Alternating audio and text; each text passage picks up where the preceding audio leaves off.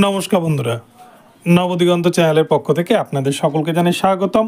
তো বন্ধুরা, আজকে সকালে গুড মর্নিং জানি আপনাদের জন্য নতুন যে আপডেটটি শেয়ার করতে চলেছি এই ভিডিওতে, সে আপডেটটি হলো আপার প্রাইমারি টেট নিয়ে এবার কিন্তু কড়া ভৎসনা রাজ্যকে এবং সময়সীমা বেঁধে দেওয়া হলো কলকাতা হাইকোর্টের পক্ষ থেকে। এই তারিখের মধ্যে পরীক্ষা নিতেই হবে রাজ্যকে, নইলে কিন্তু আদালত অবমাননার দায়ে করা শাস্তির ব্যবস্থা। তো এই বিষয় নিয়ে কী আপডেট উঠে আসছে, রাজ্যের সমস্ত বিএড, ডিএলএড এবং এনআইওএস ডিএলএডদের জন্য সুবর্ণ সুযোগ। তো চলুন আমরা বিস্তারিত এই ভিডিওতে তার সম্পূর্ণ ব্যাখ্যা দেখে নিই। তবে তার আগে বলি, যারা প্রথমবার চ্যানেলটি দেখছেন, যারা এখনও চ্যানেলটিকে সাবস্ক্রাইব করেননি, আপনারা অবশ্যই চ্যানেলটিকে সাবস্ক্রাইব করে দেবেন। তো বন্ধুরা, প্রথমেই বলি, গতকালকে আপনাদেরকে আপার প্রাইমারি টেটের আমি একটি ভিডিও দিয়েছিলাম এবং বলেছিলাম এই বছরই কিন্তু তার নোটিফিকেশন বেরোবে।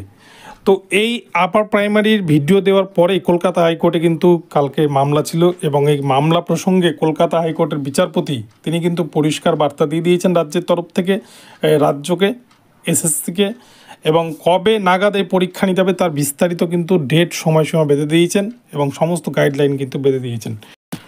তো এই আপার প্রাইমারি টেট পরীক্ষা রাজ্যকে নিতে হবে 2026 মার্চ মাসের মধ্যেই। আমি গতকালকে কিন্তু এই কোর্টের অর্ডারের আগেই আপনাদেরকে ভিডিও দিয়ে বলেছি, যারা যারা আমার ভিডিও দেখেছেন, যারা প্রতিনিয়ত আমার চ্যানেলকে ফলো করেন, তারা নিশ্চয়ই বুঝতে পেরেছেন দুর্গাপুজোর আগেই এই নোটিফিকেশন কিন্তু বেরোনোর প্রবল সম্ভাবনা রয়েছে। আমি সূত্র মারফত খবর পেয়েই কিন্তু আপনাদেরকে কালকে ভিডিওটি দিয়েছিলাম এবং সেই হিসাবে ভিডিওতে বলেছি দুর্গাপুজোর আগে 2025 সালেই কিন্তু নতুন নোটিফিকেশান বেরোচ্ছে আপার প্রাইমারির, এবং এসএসসির ক্ষেত্রে দুটো নোটিফিকেশান বেরোতে চলেছে। তো আপার প্রাইমারির দুর্গাপুজোর আগেই যে নোটিফিকেশান বেরোবে, সেই নোটিফিকেশান অনুযায়ী পরীক্ষা কিন্তু 2026 ডিসেম্বর মাসে হয়তো হবে না, কিন্তু তারপরে জানুয়ারি মাস বা ফেব্রুয়ারি মাস নাগাদ কিন্তু পরীক্ষা হবে।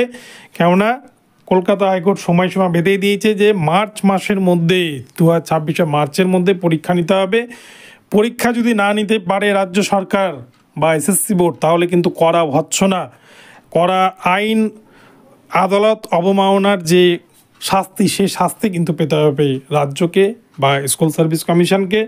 তো এক কথায় বলতে গেলে রাজ্যের সমস্ত বিএড যারা করে বসে রয়েছেন, ফ্রেশার ক্যান্ডিডেট যারা 10 বছর ধরে এসএসসির মুখ দেখতে পাননি, আপার প্রাইমারি পরীক্ষায় বসতে পাননি, যারা ডিএলএড করে রয়েছেন, প্রাইমারি টেট পাস করে রয়েছেন, প্রাইমারি টেটে ইন্টারভিউ দিতে পারছেন না, নোটিফিকেশান নাই, তাদের সকলের জন্যই, এবং যারা এনআইওএস ডিএলএড করে রয়েছেন প্রত্যেকের জন্যই কিন্তু এটা একটা বিগ ব্রেকিং নিউজ, সুবর্ণ সুযোগ। এই বছর ফ্রেশারদের জন্য দুটো নতুন নোটিফিকেশান বেরোচ্ছে, অর্থাৎ একটি স্কুল সার্ভিস কমিশনের 9 থেকে 12 অবধি শিক্ষক হওয়ার জন্য, এবং আরেকটি কিন্তু 5 থেকে 8-এর যে শিক্ষক হওয়ার যে প্রক্রিয়া আপার প্রাইমারির, সেইখানে। তো আপনাদেরকে আপডেটটি জানালাম। ভিডিওটি ভালো লাগলে চ্যানেলটিকে সাবস্ক্রাইব করে দেবেন। দেখা হচ্ছে পরবর্তী ভিডিওতে। সকলে ভালো থাকবেন, ধন্যবাদ।